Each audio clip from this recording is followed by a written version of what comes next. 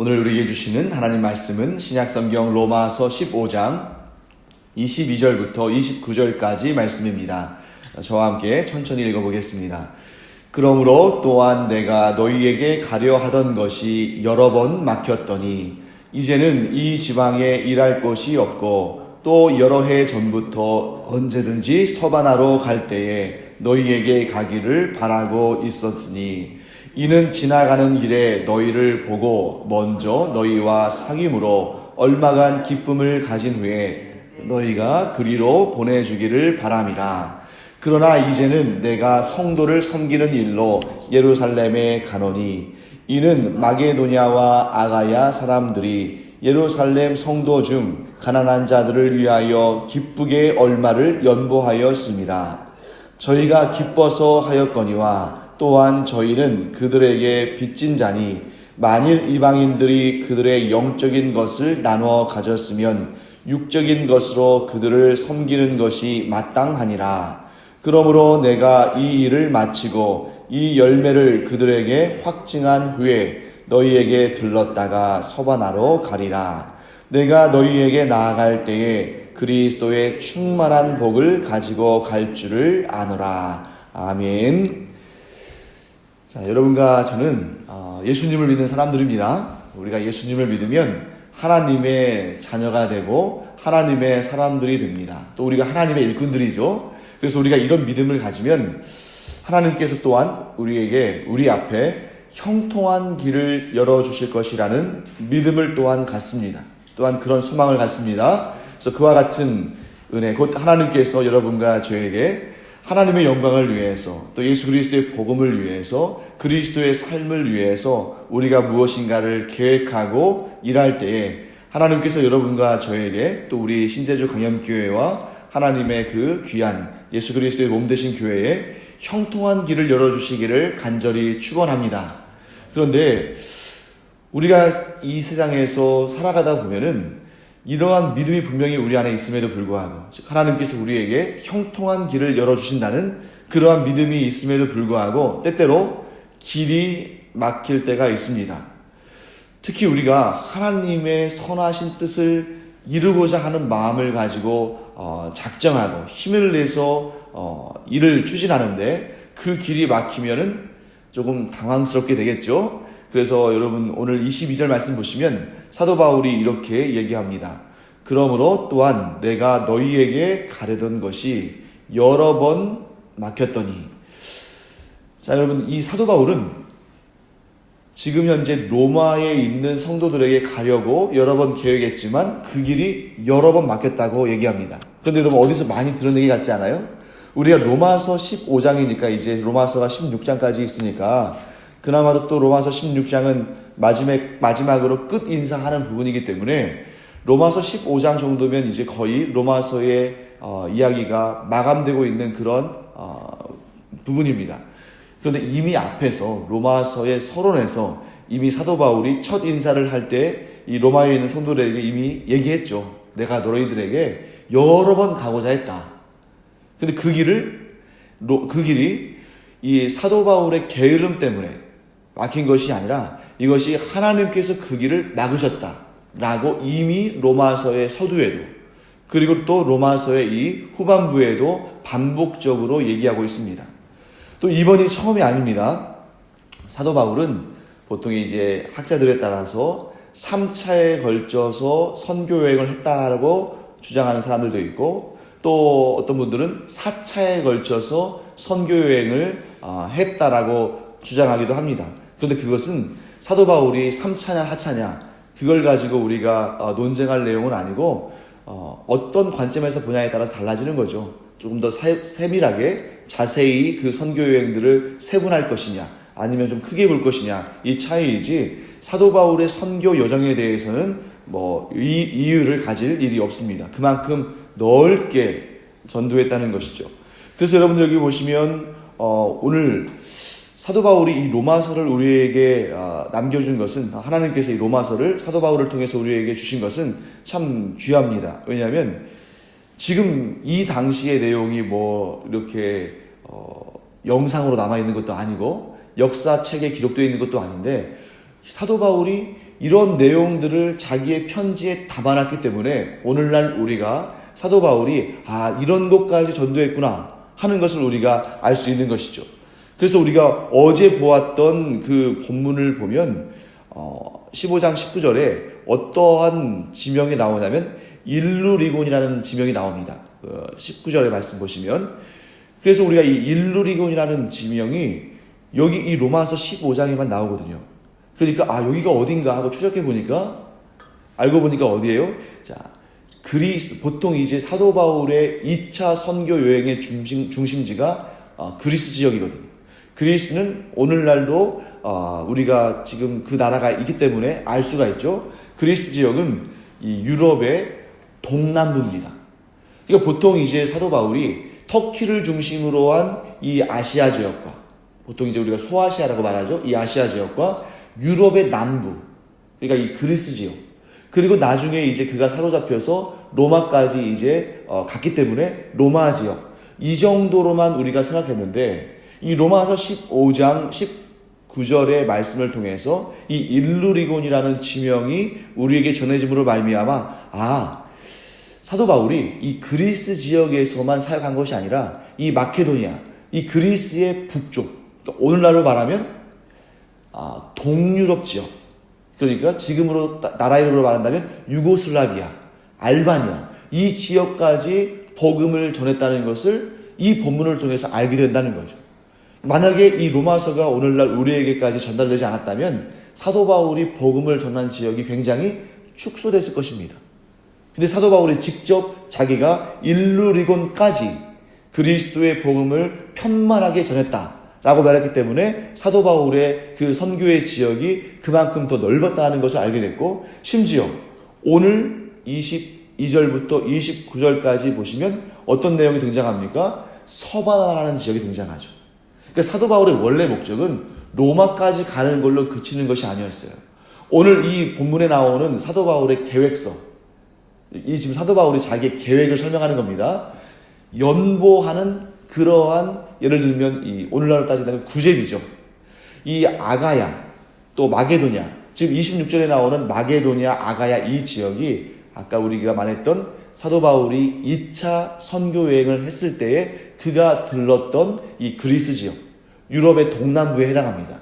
거기에 있는 사람들이 이 글라우디오 황제 때 이 예루살렘 이 지역이 굉장히 극심한 기근에 처합니다.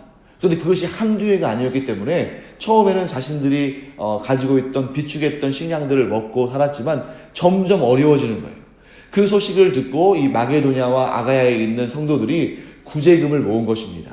그래서 그것을 사도 바울에게 전달하고 사도 바울이 그것을 들고 어디로 가는 것입니까? 예루살렘으로 가는 거죠. 그래서 예루살렘에 지금 급한 불이 있으니까 거기에 있는 사람들이 지금 굶어 좀 아사할 만한 그러한 상황에 처해 있으니까 그들에게 가서 그 구제금을 전달하고, 그 다음에 어디로 가는 거예요? 이제 로마로 가서 거기에서 로마에 있는 형제 자매들과 좀 교제하고, 그리고 로마에 있는 형제 자매들이 아마도 여러분 지금도 마찬가지입니다만 지금도 서울에 있는 사람들이 아무리 힘들다 하더라도 경제적으로 좀 풍성한 것은 사실이잖아요. 그러니까 거기에서 좀 도움을 얻어서 선교비를 좀 지원을 받아서 어디로 가고자 하는 것입니까? 서바나로.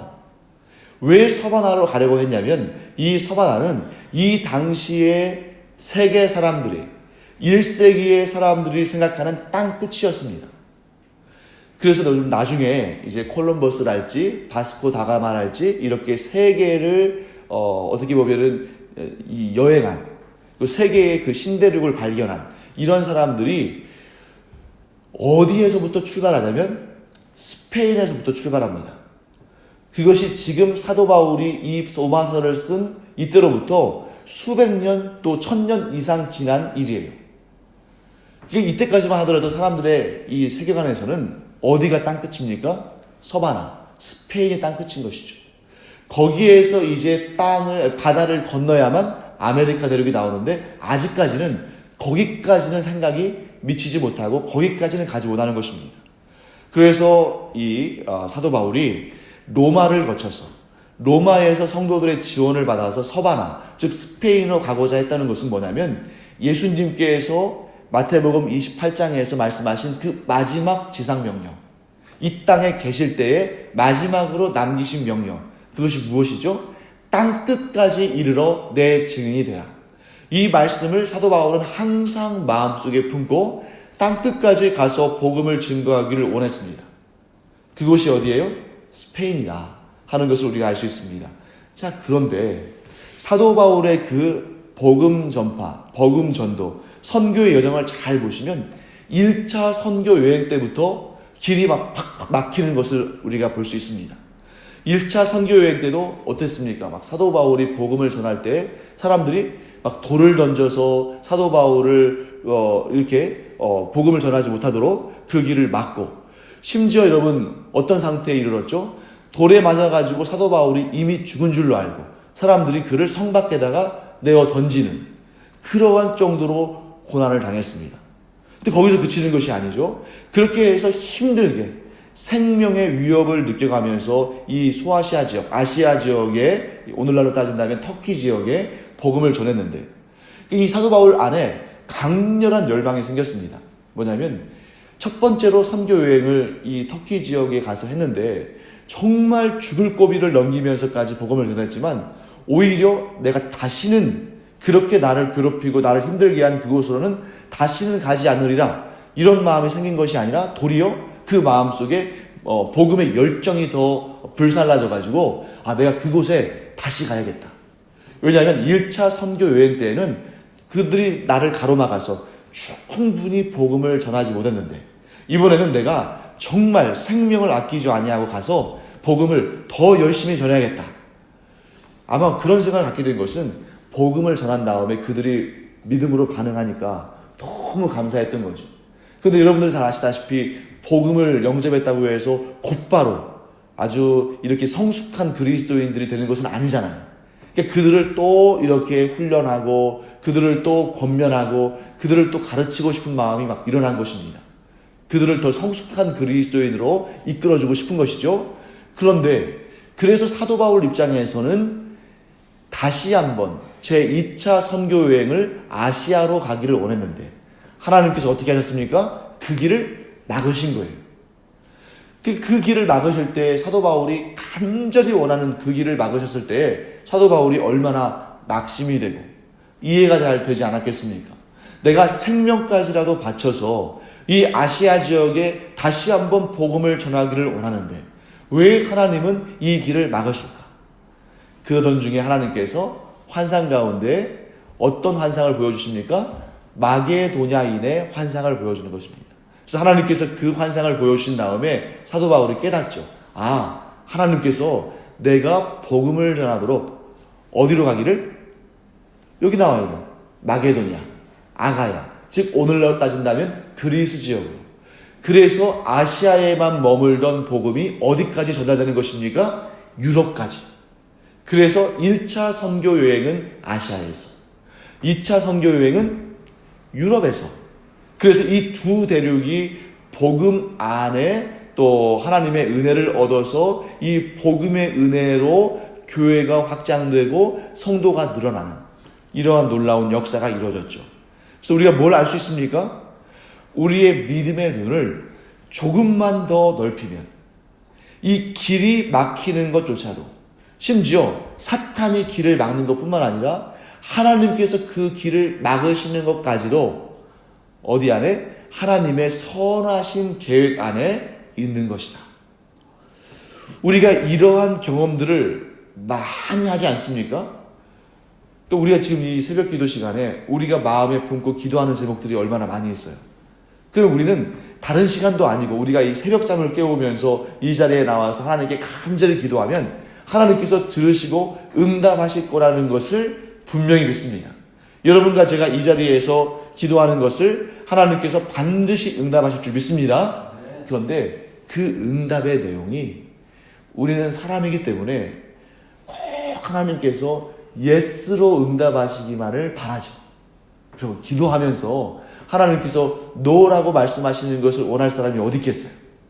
내가 간절히 구하고 간절히 소원하는 그 기도의 내용에 하나님께서 예스로 응답하시기를 우리는 간절히 원합니다. 하지만 우리는 한 가지만 생각하지만 하나님은 무려 4가지나 되는 기도의 응답을 준비하고 계시다는 거예요. 첫 번째가 뭡니까? Yes. 그야말로 네가 구하는 그것을 내가 참으로 귀하게 여긴다. 네 말대로 내가 이루어 주겠다 하시는 기도의 응답이 있습니다. 자, 두 번째 기도의 응답은 뭐가 있을까요? No 하시는 거예요. 그거 안 된다. 그것은 내가 원치 않는다. 왜냐하면 너는 미래를 내다보지 못하기 때문에 그것이 최선일 줄 알지만 그것이 너에게 도리어 해가 되고 악이 된다. 그것을 아시는 하나님께서는 어떻게 하시겠어요? 당연히 그걸 막으시는 거죠. 그것을 했다가는 나중에 큰일 나게 되기 때문에 우리는 못 봅니다. 하지만 하나님은 보시기 때문에 그렇게 응답하시는 것을 보게 됩니다. 그럼 첫 번째는 예스고 두 번째는 노였어요. 그럼 세 번째는 뭘까요? 세 번째는 wait입니다. wait가 뭐예요? 기다려라. 분명히 하나님께서 우리가 구한 대로 주시지만 아직은 때가 아니라고 생각하시는 거예요. 지금도 하나님께서 얼마든지 주실 수 있지만 지금 우리에게 그것을 주셨다가는 그것이 우리에게 오히려 약이 되는 것이 아니라 독이 될 수 있다는 것을 하나님께서 아실 때 그것을 잠시 머무르게 하신 겁니다. 잠시 기다리게 하시는 거죠. 또 어떤 때는 지금 이것을 주셨을 때 이것이 설익은 열매지만 조금만 기다리면 이것이 아주 잘 익은 열매가 되어서 정말 우리에게 물론 지금 주셔도 복이지만 나중에 좀 기다렸다가 나중에 주시면 이것이 정말 그 무엇과도 비교할 수 없는 좋은 복이 될 때 하나님께서 기다리게 하신다는 것입니다. 자, 그러면 네 번째는 뭘까요? 첫 번째가 yes였잖아요. 두 번째가 no였습니다. 세 번째는 wait, 기다리라는 거였죠? 그럼 네 번째는 무엇일까? 네 번째는 이것을 바꾸시는 것입니다. 우리는 이렇게 기도했는데 하나님은 다르게 바꾸셔요. 그래서 영어로 한다면 뭐가 되겠습니까? change가 되겠죠. 우리는 이것이 좋다고 여겼는데 하나님은 그것보다는 다른 것이 좋다고 생각하시는 거예요. 그래서 우리의 기도의 제목을 이렇게 바꾸시는 경우들을 보게 됩니다. 그래서 이 새벽 기도가 참 우리에게 유익한 것은 꾸준히 무엇인가를 놓고 기도할 수 있잖아요. 그러면 내가 1년 전에 기도했던 내용들, 또 3년 전, 5년 전, 10년 전에 기도했던 내용들이 우리가 상당한 기간이 흘러가면서 잊혀지기도 하고 이러한 기도의 제목들이 바뀌어져 가는 것을 보게도 됩니다. 그러니까 하나님께서 우리 안에 이런 마음을 주시는 거예요. 너희가 지금 당장은 이렇게 기도하지만 사실 그것은 썩 좋지 못하니까 이렇게 기도하는 것이 옳다 라고 우리의 기도의 방향을 틀어주시기도 하시고, 또 하나님께서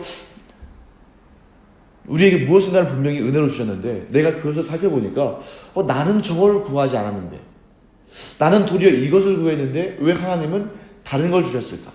또 어떤 분들은 하나님께서 무엇인가를 주실 때 내가 구하지 않았기 때문에 이것이 내가 구한 것을 바꿔주신 것임을 잘 깨닫지 못할 때가 있습니다. 하지만 하나님께서 우리에게 무엇인가 주실 때 분명히 그것들 가운데에는 내가 구한 것이 하나님 보시기에 최선이 아니기 때문에 하나님 보시기에 최선의 것으로 바꾸어 주신 것들이 많다는 거죠.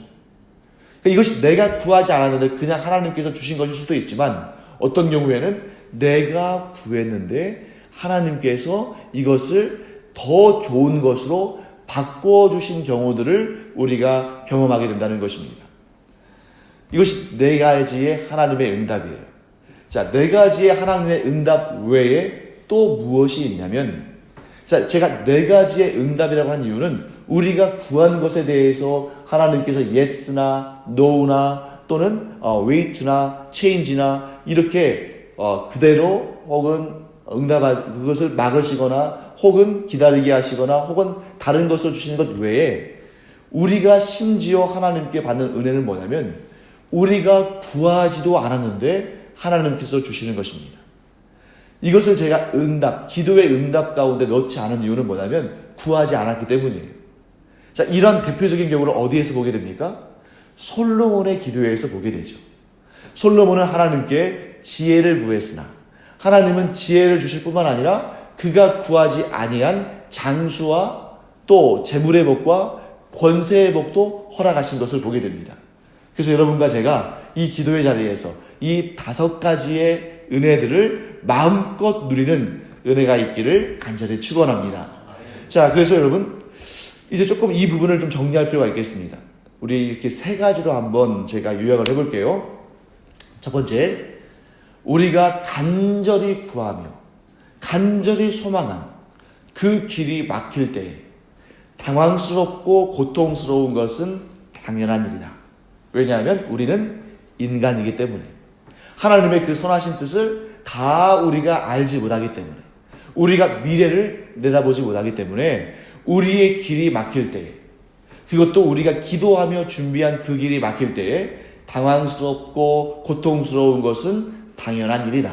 이게 첫 번째였습니다. 두 번째, 그럼에도 불구하고 우리가 하나님의 절대 주권을 믿기에 그 막힌 가운데서도 하나님의 계획과 섭리와 복되게 하심과 하나님의 일하심이 분명히 있다는 사실을 우리는 믿는다.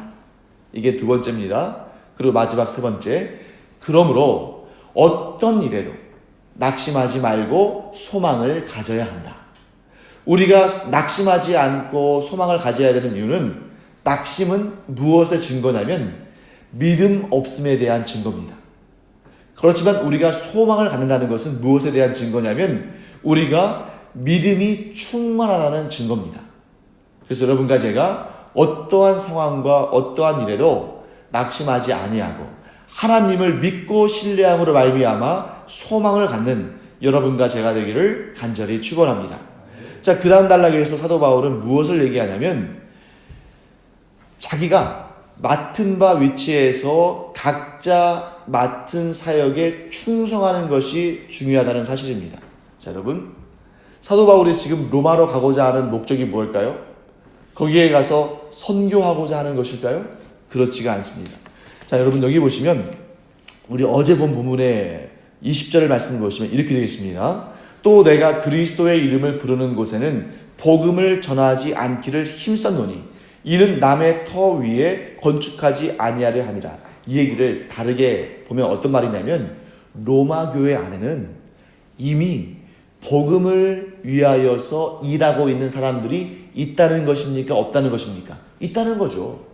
이 로마 교회는 아주 특이한 교회인 것이 대부분의 이 초대교회의 현장들이 사도 바울이 방문해서 복음을 전한 곳이잖아요.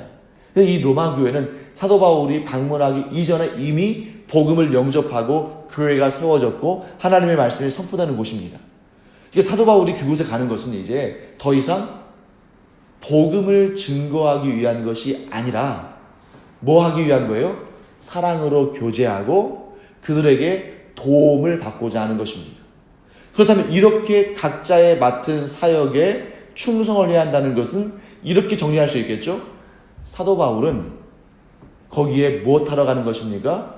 복음을 전하러 가는 것이 아니라 그들과 복음 가운데서 이미 전해져 있는 그 복음 가운데에서 사랑의 교제를 하고 그들로부터 도움을 얻어서 어디까지 가고자 하는 거예요? 스페인까지, 서바나까지 가서 복음을 전하고자 하는 것입니다.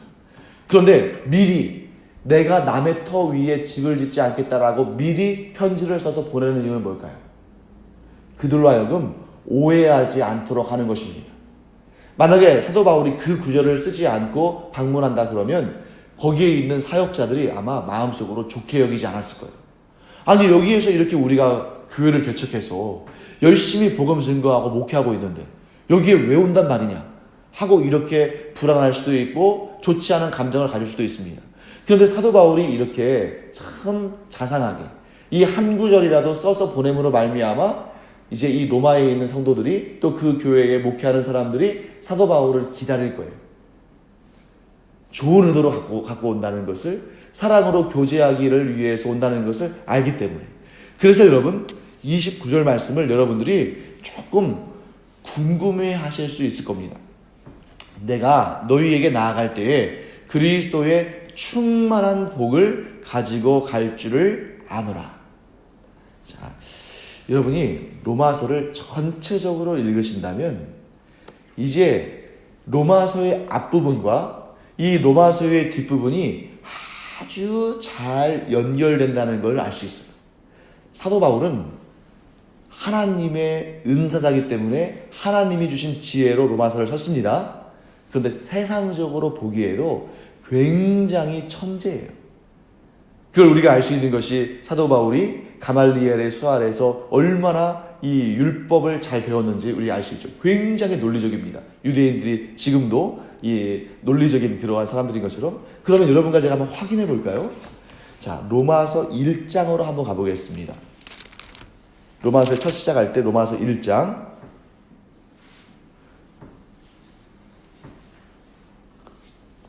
여러분 여기에서 12절을 한번 보실까요?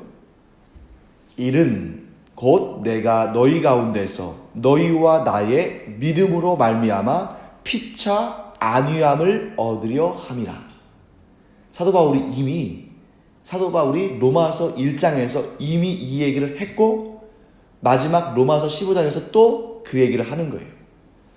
자, 내가 너희에게 믿음을 전하러 가는 것이 아니라 이미 있는 믿음으로 말미암아 피차 안위한다는 거예요. 어떻게 안위할까요? 사랑 가운데 교제함으로. 만약에 사도 바울이 그 로마 교회에 복음을 전하러 간다면, 그래서 거기에서 이미 사역하고 있는 사람들의 그 사역을 어떻게 해요? 무시하고 또 다른 터를 세우러 간다면 싸우고 다투고 갈등할 수밖에 없겠죠. 자, 그런데 또 여기 보시면 이런 내용도 있습니다. 15절 말씀 보실까요? 그러므로 나는 할 수 있는 대로 로마에 있는 너희에게도 복음 전하기를 원하노라. 그럼 이게 앞뒤가 안 맞는 것처럼 보이잖아요. 여기에서 복음을 전한다는 것은 이미 있는 복음이 잘못됐기 때문에 다른 복음을 전한다는 말씀이 아니라 복음 안에서 서로 피차 안위하고 교제하면서 이 복음 안에서 서로를 세워준다는 것입니다.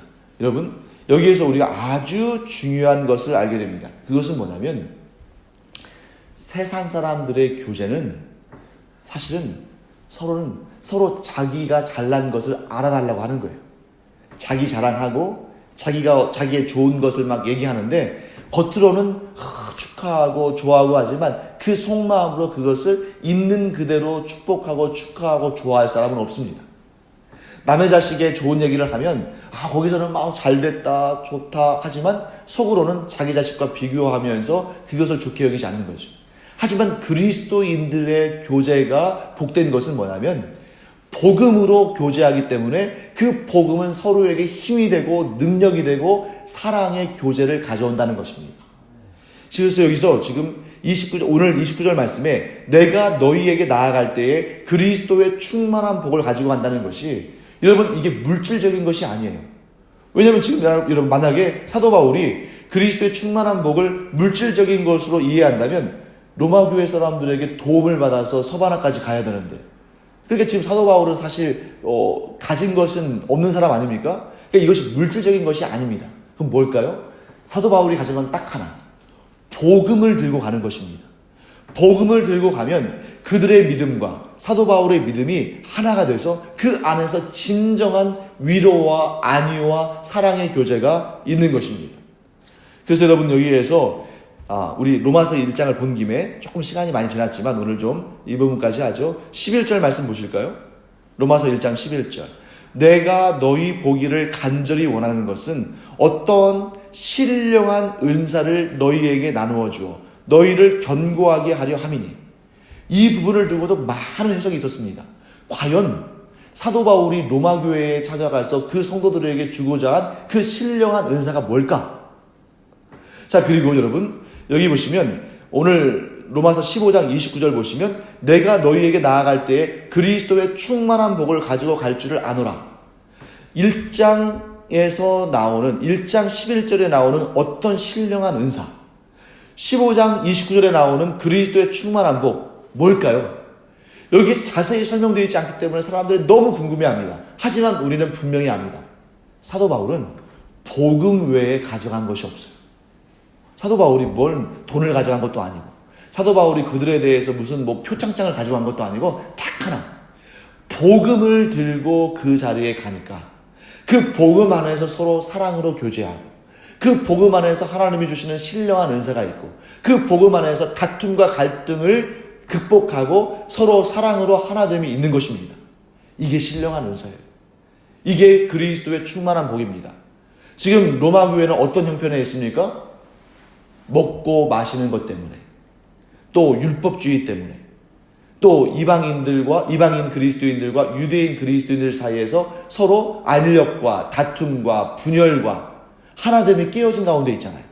그런데 이 가운데 사도 바울이 복음을 들고 그들 가운데 나아가서 참된 복음 안에서 사랑으로 교제하고 믿음 가운데 든든히 서는 이 일들을 행할 때에 그들이 복음 안에서 하나 된다는 것입니다. 이것보다 더 신령한 은사가 어디 있고 이것보다 더 그리스도 안에서 충만한 복이 어디 있겠어요? 여러분, 우리가 아무리 좋은 것을 먹고 아무리 좋은 것을 누려도 서로 마음이 흩어지고 깨어지고 다투고 싸우면 이 좋은 모든 것들이 하나도 좋게 여기지지 않잖아요. 그러니 이제 사도 바울이 복음을 들고 가서 그들이 복음 안에서 사랑으로 하나 되면 그들 안에 누리는 모든 것들이 다 기쁨이 되고 감사가 되는 것입니다. 여러분과 제가 그러므로 복음 안에서 하나 되기를 간절히 축원합니다. 그것 외에 더 큰 신령한 은사가 없고 그것 외에 더 큰 충만한 복이 없다. 그래서 우리가 오직 그리스도의 복음으로 우리 신제주 강염교회도 나아가 한국교회도 나아가 전세계 교회가 복음 안에서 믿음과 소망과 사랑으로 하나 되는 이런 은혜가 있기를 간절히 축원합니다. 기도하겠습니다. 하나님, 주님의 은혜를 감사드립니다. 오늘도 저희들이 로마서 말씀을 통해서 하나님의 은혜를 얻습니다. 하나님, 복음 외에 다른 것으로 교제하면 반드시 그 가운데 시기와 질투와 분열과 다툼이 있지만 오직 그리스도 복음 안에서 우리가 서로 교제하면 믿음과 소망과 사랑 안에서 하나가 될 줄 믿습니다. 사도 바울이 로마 교회에 이 진리를 선포한 것처럼 우리 신제주 강염교회도 나아가 한국교회도 나아가 전 세계교회가 다른 것에 기웃거리지 아니하고 다른 것 가운데 교제하지 아니하고 오직 그리스도의 복음 안에서 서로 교제하고 권변하고 세워줌으로 말미암아 하나님의 그 하나 되게 하심이 교회 안에 또 모든 성도 안에 있게 하여 주시옵소서. 감사드리며 예수님의 이름으로 축복하며 기도합니다. 아멘. 이제는 우리 주 예수 그리스도의 은혜와 하나님 아버지의 무한하신 사랑과 성령의 감동, 감화와 위로 교통하심이 이 시간 오직 복음 안에서 믿음과 소망과 사랑으로 하나 되기를 원하는 주님의 사랑하시는 자녀들 위에 이제로부터 영원토록 함께 있을지어다. 아멘. 시간 우리 함께 기도할 때 오직 그리스도의 복음만이 이 교회 안에서 또한 이 온 세상에 선포되고 그 가운데 우리가 믿음으로 소망으로 사랑으로 하나 되기를 기도하기를 원합니다. 기도하겠습니다.